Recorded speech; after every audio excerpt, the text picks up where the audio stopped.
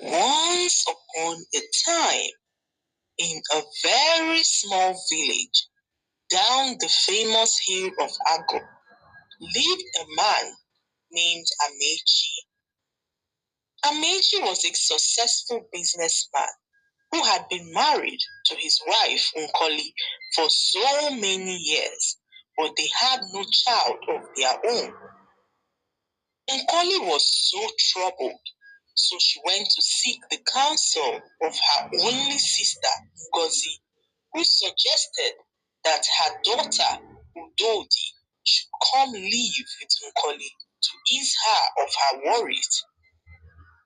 Udodi was a little girl when she came to live with her auntie, Nkoli, who treated her like her own daughter.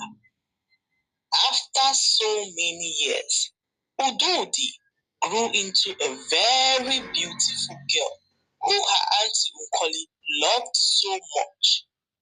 One evening, Amechi called his wife Nkoli to notify her of his plans to marry a second wife. This broke Nkoli's heart as she began to weep. Although Nkoli was not happy about her husband's request for a second wife, she however accepted as she knew how important having children was to her husband. Little did she know that the girl her husband wanted to marry was her niece, Udodi. Amechi wanted to take a second wife, but did not know how to break the news to his wife, Nkoli. So, he visited Nkoli's sister, Ngozi, who advised him to marry her daughter, Udodi, instead of a total stranger. Ngozi had always been jealous of her sister, Nkoli, and the fact that her sister's husband, Amechi, was a very successful businessman. She saw this as an opportunity to ensure that her daughter also married a successful man so that she would benefit from his wealth. Amechi, who was desperate to have a child, agreed and made up his mind to marry Udodi. After all, she's my wife's niece and part of the family, so Nkoli should not have a problem with it. He thought aloud as he reassured himself that he was making the right decision in marrying Udodi. Nkoli was unaware of this and only found out on the day of their marriage ceremony. This broke Nkoli's heart as she went on to confront her sister Ngozi about the betrayal. Ngozi laughed at Nkoli and said to her that she was meant to be happy that Udodi was the one marrying her husband and not a total stranger. Ngozi had no remorse for her sister Nkoli as she cheered her daughter on and encouraged her to marry Amechi. Nkoli could not believe that her only sister would betray her by allowing her daughter Udodi to marry her husband. Every day, Nkoli would lock herself up in her room crying.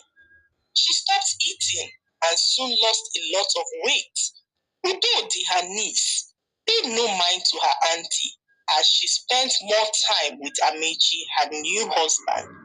She began to grow jealous of the thought of sharing her husband Amechi with her auntie Nkoli.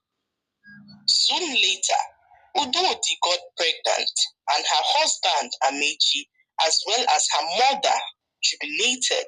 Finally, there would be a cry of a baby in my house, said Amechi in excitement.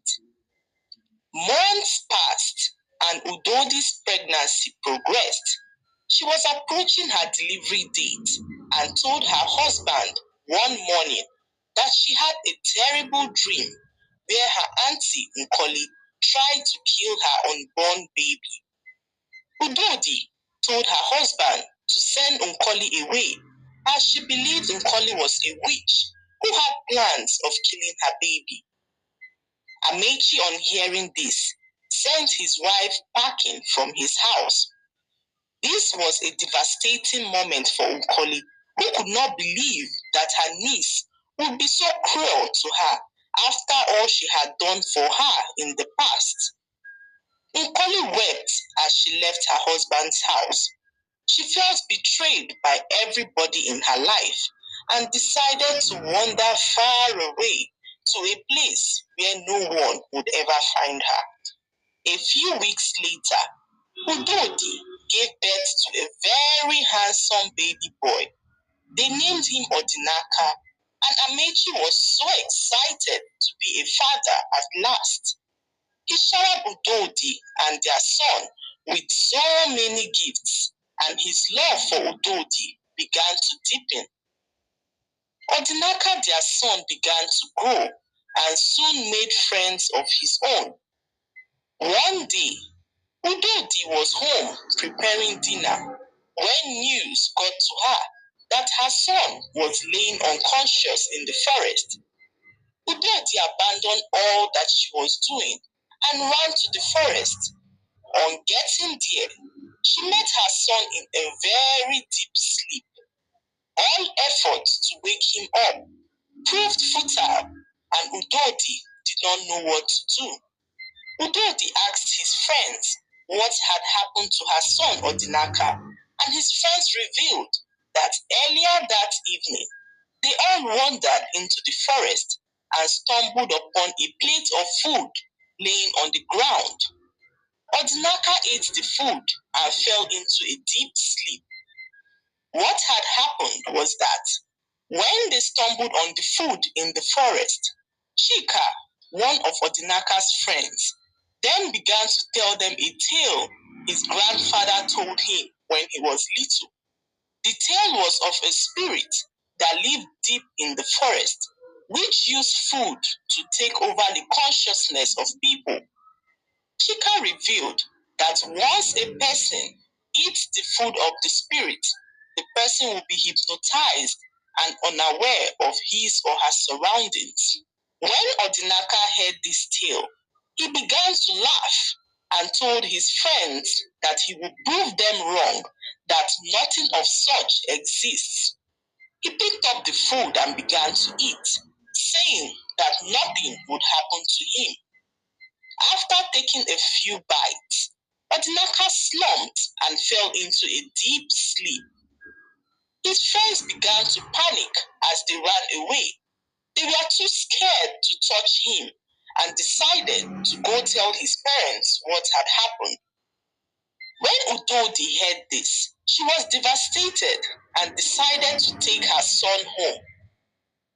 Later that night, when Amechi returned from his business and heard of what had happened to his son, he was confused and hoped that by morning Odinaka would wake up, but this was not the case.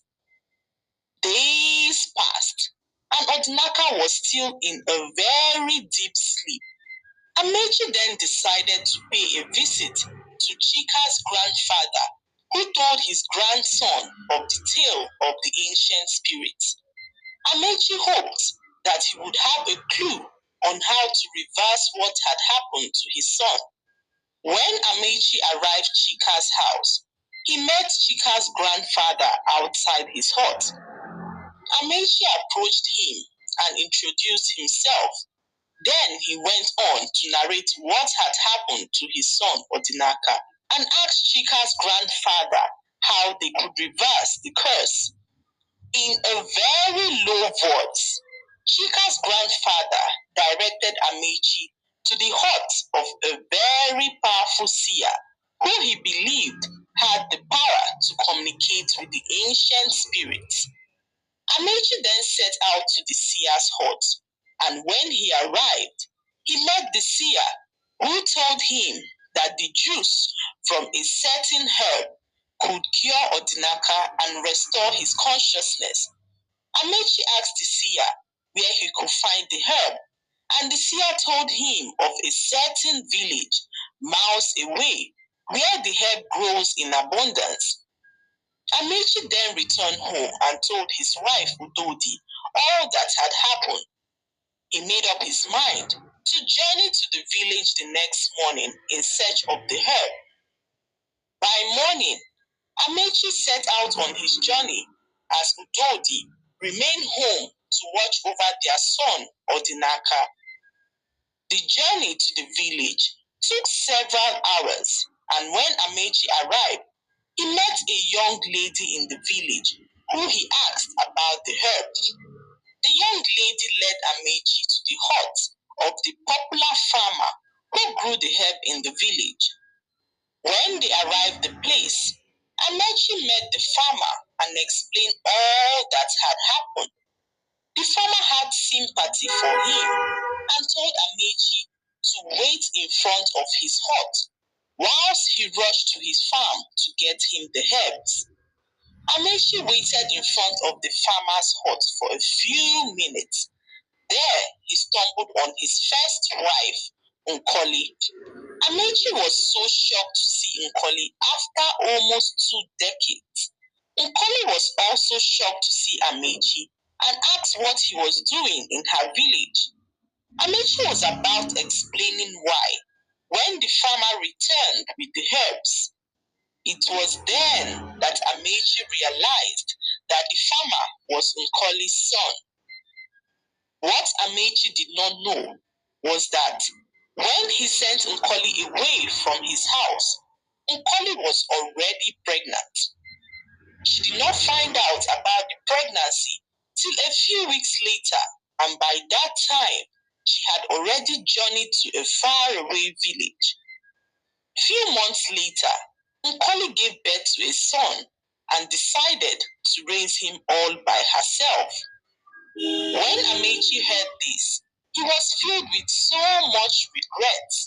He apologized to Nkoli and his son Chinedu and asked for their forgiveness.